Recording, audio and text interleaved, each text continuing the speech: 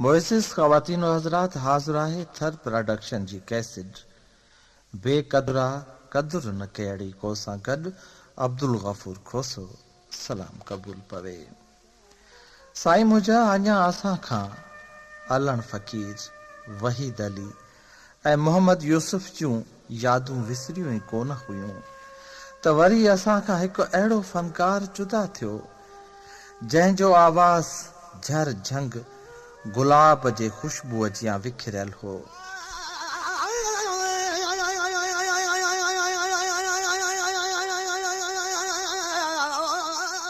शायदि को इंसान अहिड़ो हुजे जेको हिन आवाज़ जो परस्तार न हुजे। संदसि आवाज़ ऐं संदसि अंदाज़ खे न सिर्फ़ सिंध वासिन मान ॾिनो पर पाकिस्तान खां ॿाहिरि दुनिया जे केतिरनि ई मुल्कनि में बि ही फ़नकार पंहिंजो मट पाण रहियो। जी हा, असां खां असांजे दिलनि जी तर्जुमानी कंदड़ लोक फ़नकार जलाल चांडियो विछड़ी वियो ऐं वञी पंहिंजे मालिक हक़ीक़ीअ सां मिलियो। अॼु न होता कुन में तालिब तंवारीन, अॼु न होता कुन में तालिब तंवारीन, आदे सी उथी विया मढ़ियूं मुंहुं मारीन, जे जीअ खे जियारीन से लाहूती लॾे विया।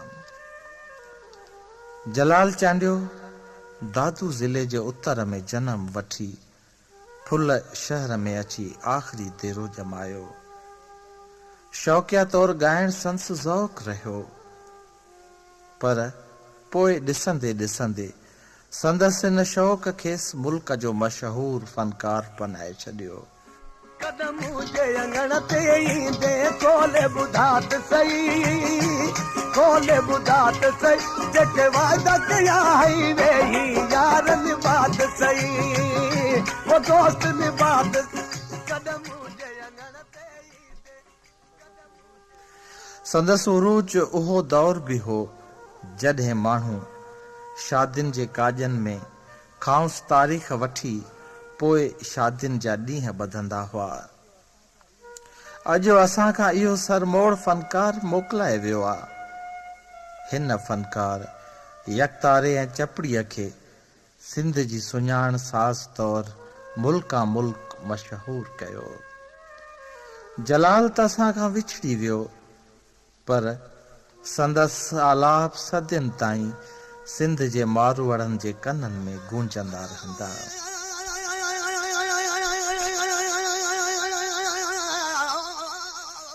जलाल चांडियो ॿ दफ़ा मौत सां विढ़ंदे विढ़ंदे बचियो, पर खेसि टें दफ़े मौत मोहलत न ॾिनी ऐं हू राह रबानी वठी असां सिंध वासिन खे अकेलो छॾे रुहारे असां खां कोहें दूर हलियो वियो। पाण मौत जे बिस्तरे ते बि पंहिंजे महबूब लाइ ॿाॾाईंदो रहियो। बकौल कंहिं शाइर जे, जॾहिं दुनिया सॼी आराम कंदी, जॾहिं दुनिया सॼी आराम कंदी, तोखे यादि मुंहिंजी बेआराम कंदी। आवाज़ ईंदा तुंहिंजे सुॾकनि जा, अॼु मां थो रोआं पोइ रोअंदे तूं।